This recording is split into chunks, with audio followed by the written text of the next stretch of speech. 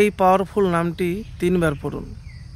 আর দোয়া 3 বার সকালে এবং সন্ধ্যায় পড়লে সারা জীবন দুশ্মনের ওপর জয়ী হয়ে থাকবেন, দুশ্মনের পতন হবে, সুখে শান্তিতে থাকবেন।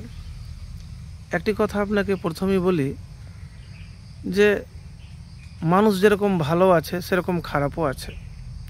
আর দুনিয়াতে সবচাইতে বেশি ক্ষতি করে আপন মানুষ, নিজের মানুষই। তাই প্রত্যেকটা মানুষের কেউ না কেউ গোপনে প্রকাশ্য শত্রু থাকে, দুশ্মন থাকে।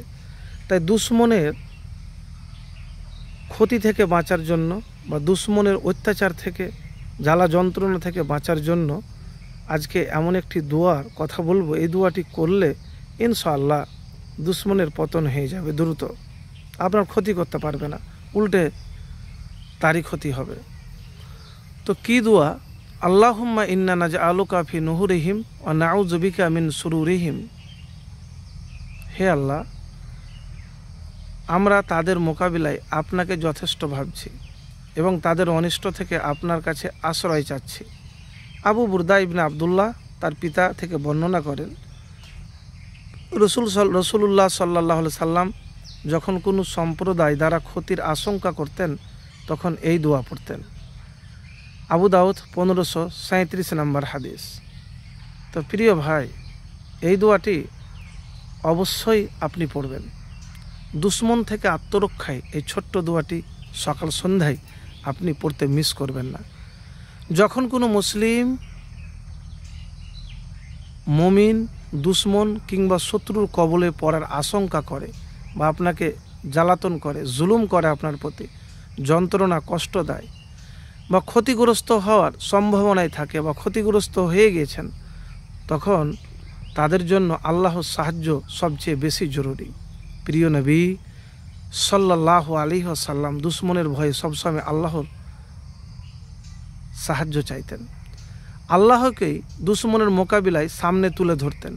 হাদিস পাকে দুশ্মনের আক্রমণ থেকে আত্মরক্ষায় যে দোয়াটি প্রিয় নবী সাল্লাল্লাহু আলাইহি সাল্লাম বেশি পড়তেন তা তুলে ধরা হলো।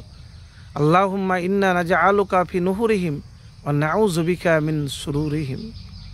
প্রিয় ভাই, তো এই দোয়াটি পাঠ করবেন।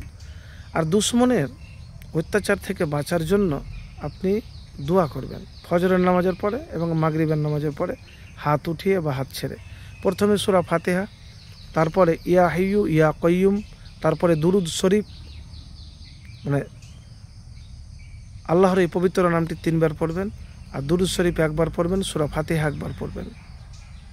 এভাবে একবার আমল করে দেখুন আর ভরসা রাখবেন। দেখেন, দুশ্মনের যতই খারাপ ষড়যন্ত্র হোক না কেন, আল্লাহর কাছে দোয়া করেন আর দোয়া যদি কবুল হয় তাহলে দুশ্মন আপনার কোনো ক্ষতি করতে পারবে না। হয়তো জুলুম করছে, উল্টে তারই ক্ষতি হয়ে যাবে। তো প্রিয় ভাই, একবার তো করেই দেখুন, ইনশাল্লাহ ফলাফল পাবেন। আর এতটুকুন বলবো, পবিত্র হয়ে কিন্তু আমল করবেন। পবিত্র না হলে কিন্তু দোয়া আমল কবুল হবে না। তো এই কথাটি আমি প্রত্যেকটা ভিডিওতেই বলি।